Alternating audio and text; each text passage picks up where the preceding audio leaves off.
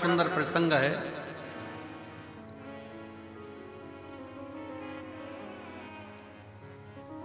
मां जगतजननी जगदम्बा अंबा मां पार्वती जी बैठी हुई,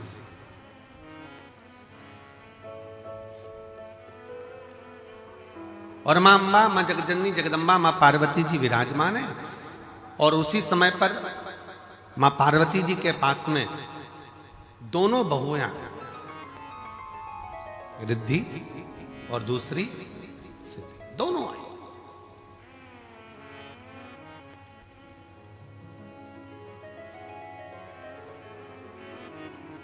दोनों बैठी, प्रणाम किया।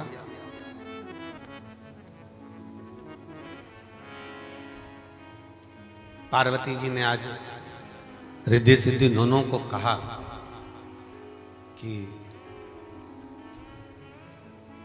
मेरा फर्ज था, मैंने वो अदा कर दिया। विवाह करा बच्चों का, और बच्चों का विवाह कर कर बच्चे का मंगल विवाह हो गया। आप बहुएं घर में आ गई। अब ये मेरा फर्ज पूर्ण हो गया।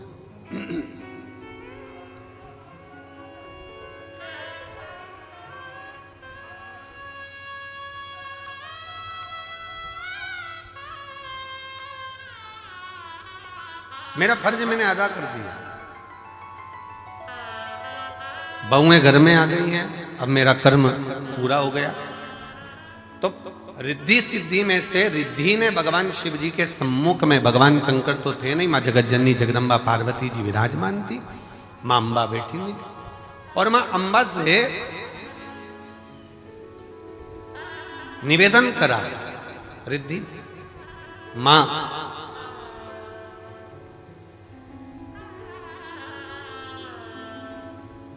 एक श्रेष्ठ स्त्री का, एक श्रेष्ठ नारी का सबसे बड़ा कर्तव्य क्या है? एक श्रेष्ठ स्त्री का, एक श्रेष्ठ नारी का सबसे बड़ा कर्तव्य क्या है? एक स्त्री अपने कर्तव्य का निर्वहन कैसे करे, उसका सबसे प्रबल कर्तव्य क्या है? और ये केवल एक रिद्धि के लिए नहीं, माता रिद्धि के समय की बात नहीं, ये हुआ था भगवान दशरथ जी के सामने भी। दशरथ जी के सामने प्रसंग आया, भगवान दशरथ जी महाराज के सामने बहुओं के सम्मुख में आई, तो बहुओं को देखकर दशरथ जी महाराज ने विचार करा कि माता कैकेयी ने तो शीश महल दे दिया है, कौशल्या मैया ने भी सुंदर उपहार दिया है, मुख दिखाई में, माता सुमित्रा जी ने भी बहुत कुछ दिया है, मैं अपनी बहुओं को क्या दूं?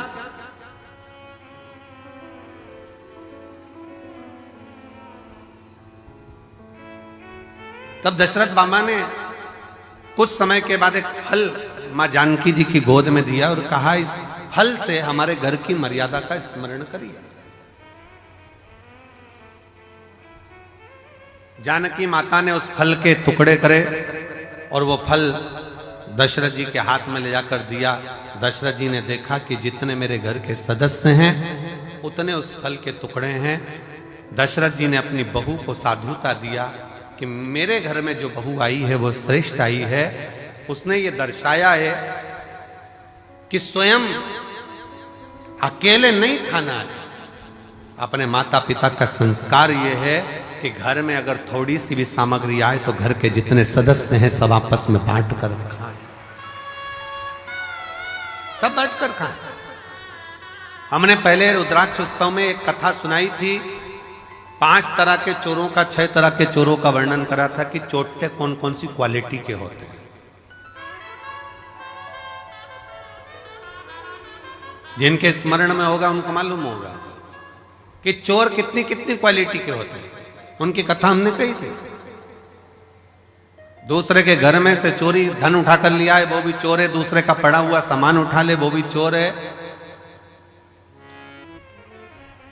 किसी के घर में बिना पूछे घुस गया, वो भी चोर है। ऐसे चोरों की अलग अलग क्वालिटियां बताई थी। उसमें एक चोट्टा और बताया था। वो कौन सा चोट्टा था?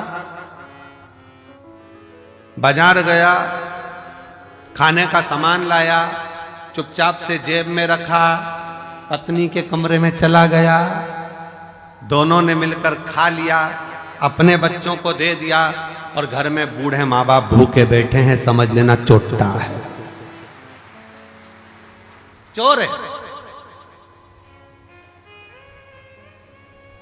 वो ही चोर।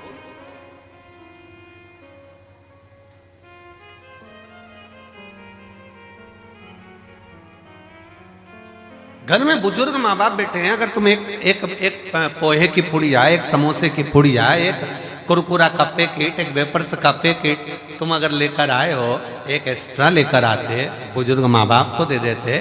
शास्त्र कहता है बच्चा और बूढ़ा एक समान होता है, जितनी खाने की ललकता बच्चों में होती है उतनी ललकता बूढ़ों में भी होती है, बुजुर्ग में भी होती है। थोड़ा सा समर्पण यदि आपका हो तो आपके जीवन की सहजता, सरलता और श्रेष्ठता हो जाए। चोरों में भी ये चोर माना गया कि आप स्वयं खा रहे हो, स्वयं ले रहे हो, यहां तक कहता है स्वयं खा लेना सुकृति है, छुड़ाकर खा लेना विकृति है, और बांट कर खाना यह भारत देश की संस्कृति है कि हम बांट कर खा रहे।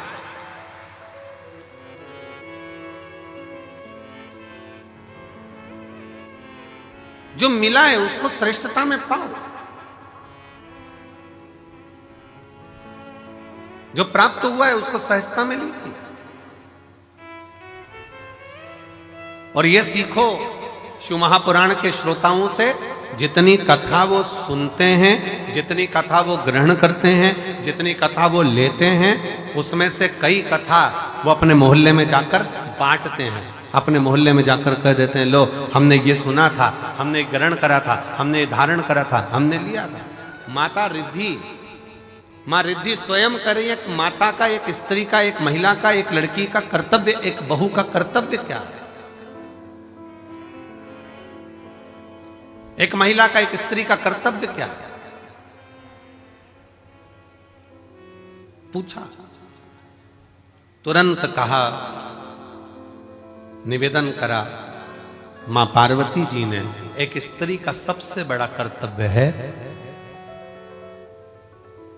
चाहे वो घर में रहने वाला बुजुर्ग हो, घर में रहने वाले उसके पति, घर में रहने वाला उसके बच्चे, घर में रहने वाले उसके ससुर, घर में रहने वाली उसकी सास, जितने भी घर में रह रहे हैं उन सब के चेहरे पर वो खुशी देखे, वो एक स्त्री का सबसे बड़ा कर्तव्य और एक स्त्री का सबसे बड़ा, प्रत्येक के चेहरा तुरंत पहचान जाए। आज मम्मी थोड़ी नाराज है, आज पापा के चेहरे पर हंसी नहीं है, आज भैया कुछ बात हो गई, आज भाभी के साथ में कुछ हुआ है, आज देवरानी के साथ कुछ हुआ है, आज देवर का चेहरा उतरा हुआ है, आज बच्चों का चेहरा उतरा हुआ है। जब सम्मुख में आए तो यहां तक उसके मुख पर ये रहे कि आज क्या बात है पापा जी, आपका चेहरा उतरा है, मम्मी क्या हो गया, भाभी जी क्या हो गया, भैया जी क्या हो गया, देवर जी क्या हो गया।